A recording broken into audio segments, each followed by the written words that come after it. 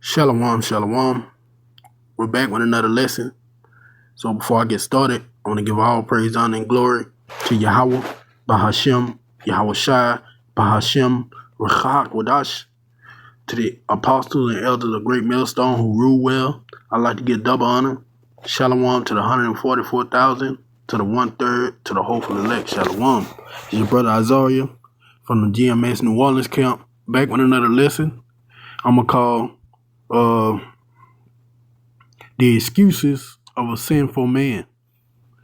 And we're going to get into this article by the attack of a fanboy published 2 days ago by Tohid Rayford. I can paint you as a monster. Benjamin Netanyahu blames social media manipulation for Israel losing American public opinion, which he's not wrong about that. But let's get into it.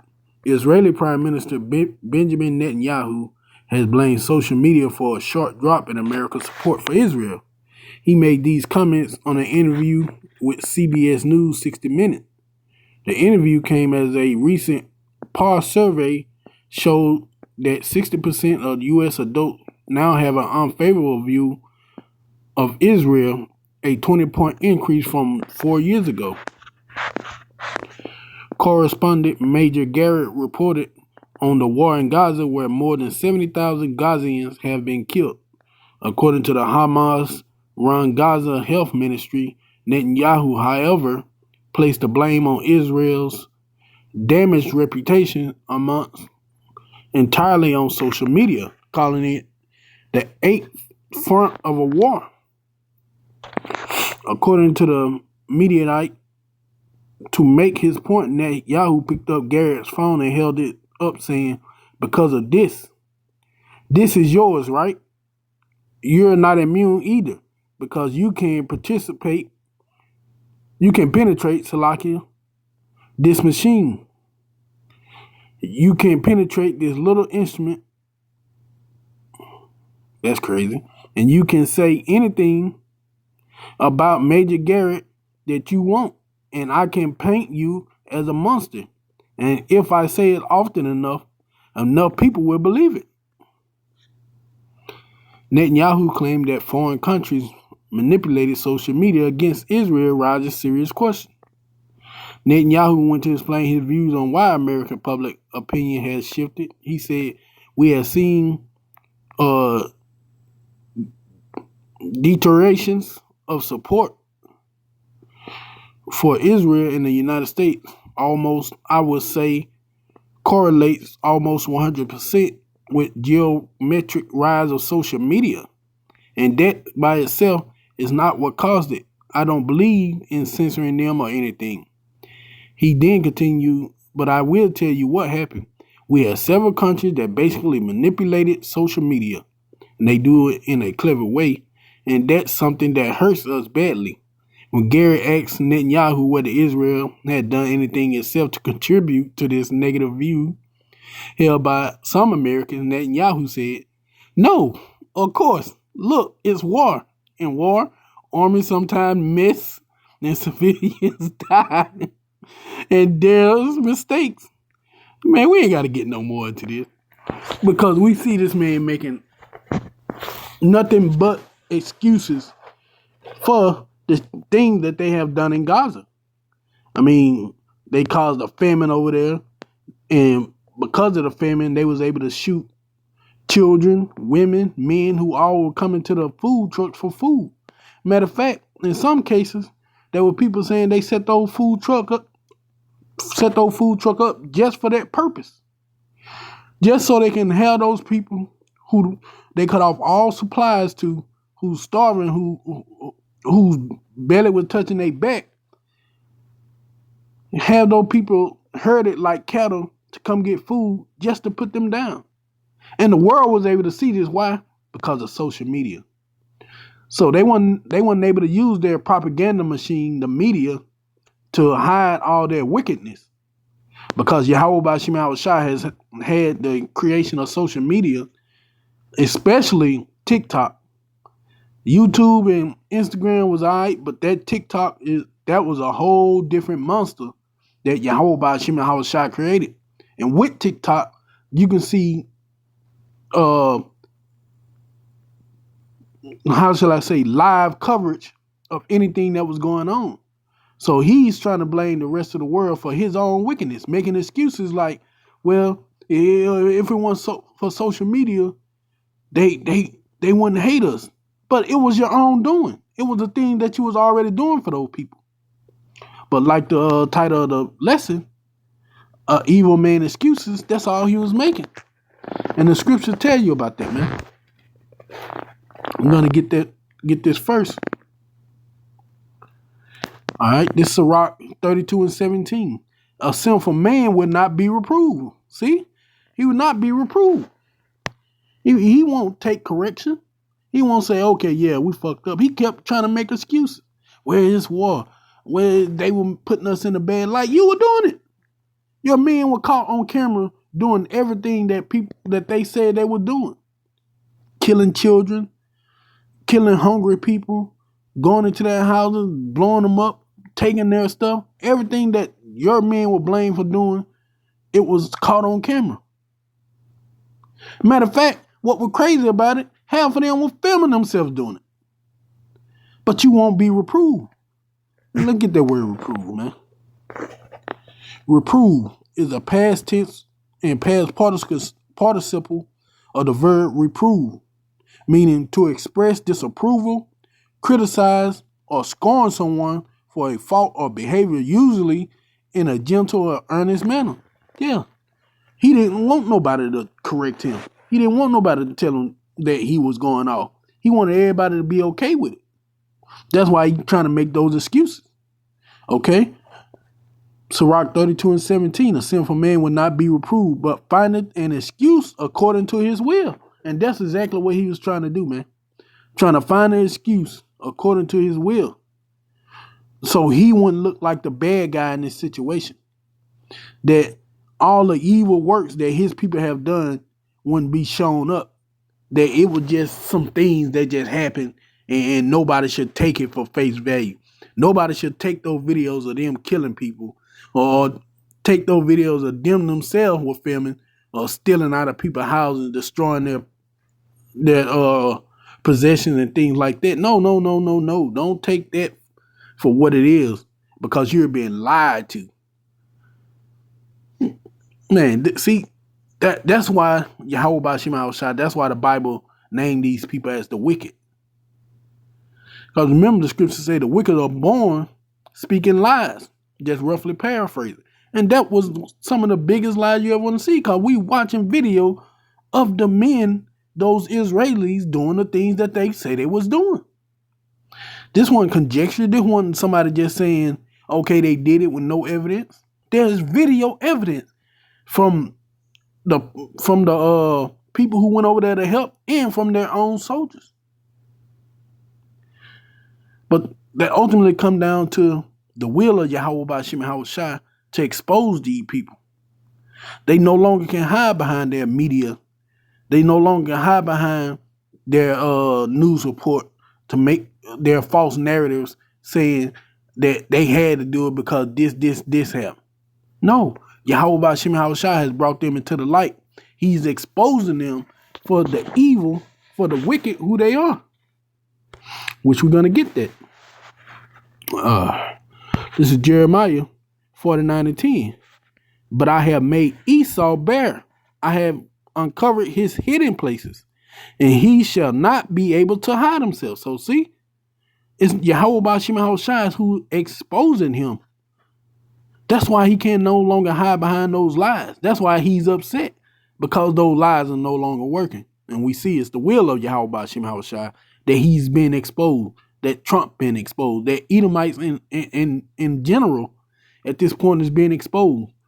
Not only by the men of the Lord first and foremost, but also by their own people and the people of the other nations. They've been exposed. That's what this lesson is, an exposure on their wickedness, an exposure on the lies he tried to push. And it's the will of Yahweh Shem Yahushua that videos like this go out to expose Esau Edom. His seed is spoiled, and his brethren and his neighbors, and he is not. So now Yahweh Bashim Al-Shah has truth flourishing throughout the world. And what's the biggest pusher of truth, even though there's lies on it? Social media. Those social media sites, people can now upload videos, like I said, live in the moment of things that are going on. That's why a lot of these crooked cops here in Babylon the Great are being exposed to. You see videos of them arresting Jake, throwing him on the ground, then taking dope or something out of their pocket or saying he had a weapon and Jake didn't have a weapon. They're being exposed by Yahweh Bashim Hawashai. They're being made bare. They have no more secret places. They have no more covering with their black magic, with their like I said, with their media, their TV programs, their news outlets. Why? Because people run to social media to get the real news, to see the real facts. Because on there they can be posted and not edited. And it's hard for the government to fight against it, man. We know ultimately things like this is what's going to help lead to the famine of the word. But before that comes, Yahweh Bashim Al-Shai is going to make sure that truth get brought out like flowing water upon Esau Edom.